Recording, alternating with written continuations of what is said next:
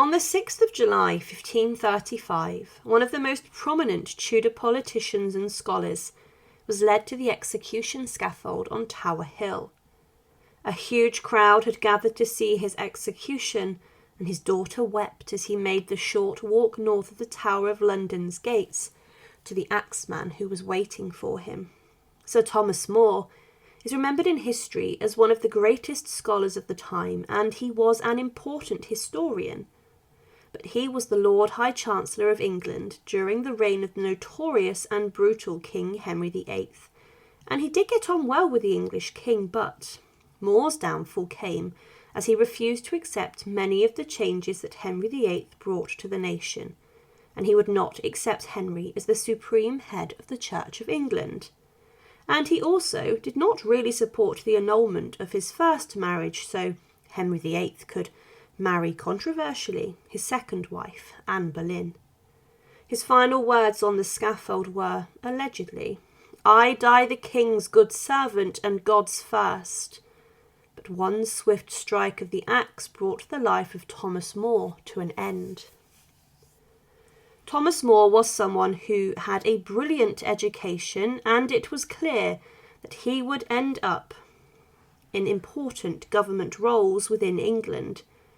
His father educated him inside of the household of the Archbishop of Canterbury, John Morton, and after his childhood he was sent to Oxford University to study, and then he became a lawyer like his father was. More then, around this time, caught the attention of the royal family, and he was part of a delegation sent from England alongside Thomas Wolsey to meet with the Holy Roman Emperor Charles V. But More was a talented writer, and he then wrote a detailed history on King Richard III, and this enhanced his reputation in Tudor circles as he pointed the finger at Richard, being the one who slaughtered his nephews inside the Tower of London so he could seize the throne for himself. He painted Richard III as a ruthless tyrant and a usurper who ordered illegal executions, and with this, the book, he was also gaining a lot of favour in Tudor circles because the man who deposed and whose army killed Richard was sitting on the throne. That man was Henry VII, and he was impressed with More's work. He then wrote his most famous work, Utopia, and in 1521 was knighted and became part of the royal entourage and court as he was made a under-treasurer of the Exchequer and was involved in managing the royal finances. He then around this time became a secretary and a close advisor of the king, Henry VIII, who had come onto the throne. And Henry was to begin with a very beloved and prosperous ruler, and many across the country were happy with their king, but Henry VIII would make some changes that plunged the nation into a significant amount of turmoil. Thomas More was given different official jobs for the king and wrote official documents for the court, and he was involved in foreign affairs and then became the High Steward of Oxford and Cambridge universities. He was someone who also delved into politics, becoming an MP, and was appointed the Speaker of the House of Commons, a position which today is still held in Britain. More's rise to prominence inside the court of Henry VIII was at the expense of Cardinal Thomas Wolsey, and he was appointed to the position of the Lord Chancellor in 1529. He was now involved in running England with the king, and he did have a very positive rapport and friendship with Henry at the time. However, it would be a number of years later that he was being thrown inside the Tower of London, as he could no longer support the king. Sir Thomas More was a very strong supporter of the Catholic Church, and he was an advocate of the papal supremacy over the Church, with the Pope being God's representative on earth. He was strongly against the Protestant Reformation which was emerging across Europe, and More even beat and arrested people who preached the words of the Protestant faith and was involved in rounding these up. He had a number of people executed for their crimes, and John Fox, the scholar, claimed that he was involved in torturing heretics himself. It was claimed that More tied heretics to a tree and then whipped them, and then sent them to the rack inside the Tower of London to get them to conform to the Catholic faith. He also was involved in sentencing many people to death who were burnt at the stake in Smithfield, as this was the most extreme punishment for the crime of heresy. But Henry VIII was married to Catherine of Aragon, and at this time he was falling in love with a new woman at court who stole his heart and captured his eye. Anne Boleyn was the woman who would become the king's second wife, and the king tried whatever he could to rid himself of his first and the marriage so that he could then be free to marry Anne. He appealed to the Pope for an annulment of divorce, and this was constantly refused by the Pope, and More supported the Pope over the king in this, and would not sign a petition to the Pope asking for Henry's annulment.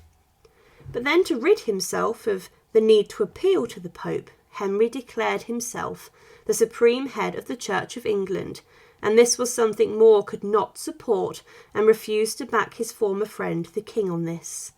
Now let's remember that More was the Lord Chancellor, a very prestigious role and an important one in England, but he resigned from this position on the 16th of May 1532.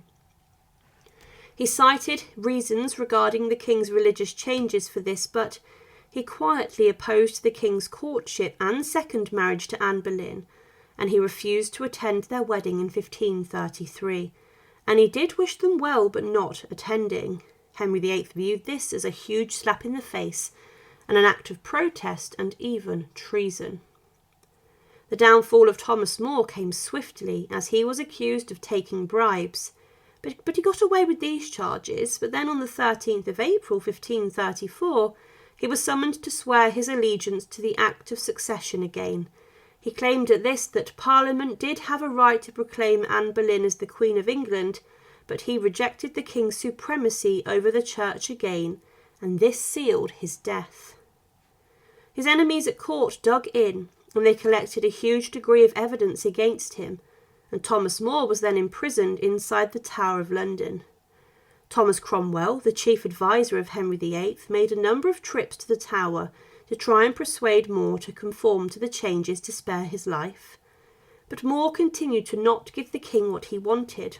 His trial then occurred on the 1st of July 1535, and this was in front of a number of judges, including the father, brother and uncle of Anne Boleyn.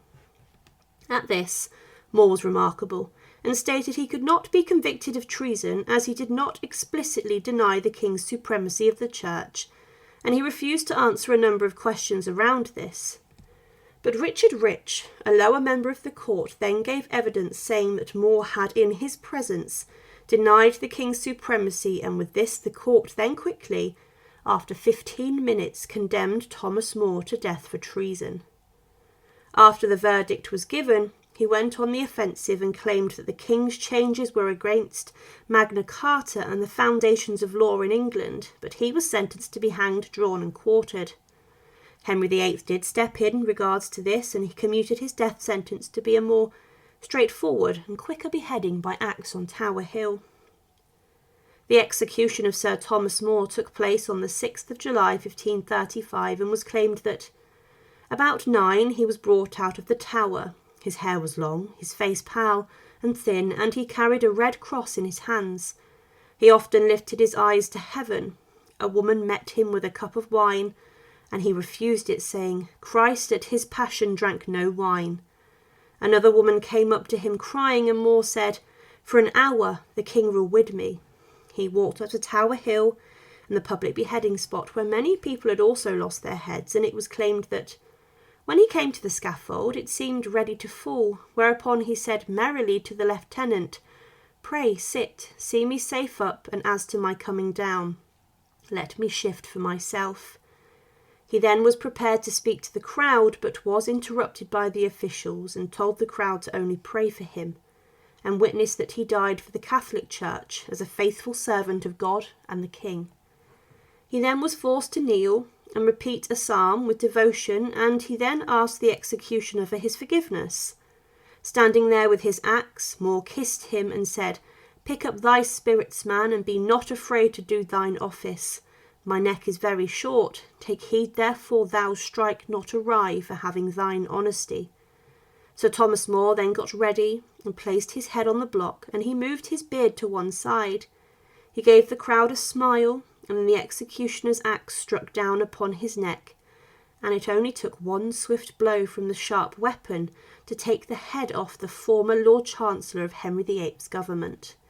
His head was then taken to London Bridge and was placed on a spike above the gatehouse.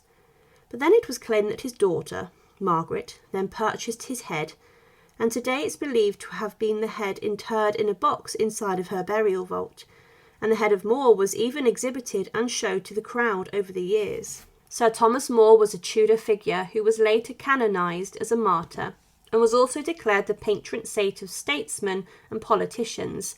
He was a skilled writer and someone who worked for Henry VIII in a number of roles, but he was a man of principle who could not change his religious beliefs and ideas, and he was prepared to go to his death for these. On Tower Hill, he was condemned at the age of 57, and his corpse was taken back inside the Tower of London, and this today is held inside the crypt of the Tower's chapel, with his head being miles away across London in the vault of his daughter. Thank you for watching, and to support, please subscribe to Her Remarkable History. Thank you.